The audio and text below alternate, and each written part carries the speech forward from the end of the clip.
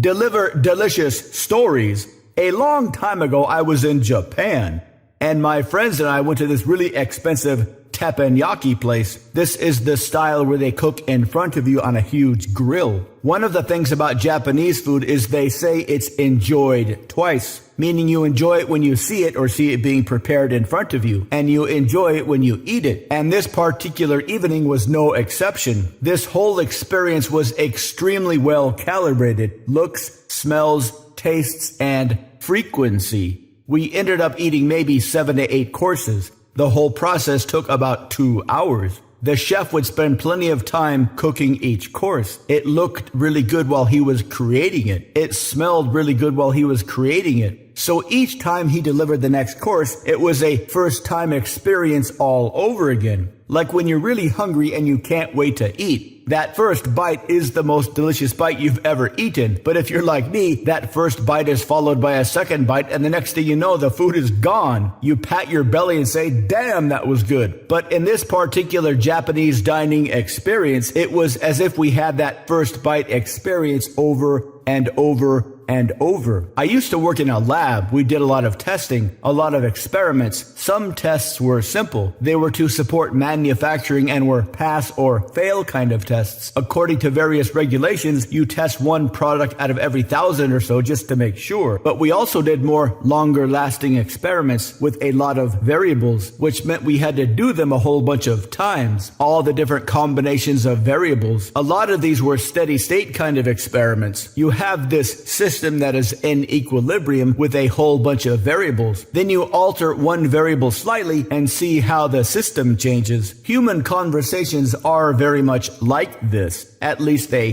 can be. Most of the time, conversations are like weather systems, kind of predictable but not too far out into the future. You can guess the weather tomorrow based on the weather today, but the further out you get, the harder this is. But with conversations, you can measure them, predict them, and actually calibrate them. Good movies, good books, and good speakers do this well, just like a master teppanyaki chef, to slowly deliver fantastic morsels that are spaced out. So by the time the next conversational morsel is ready, their brains are ready, mouth-wateringly ready for the next small bite. What bite?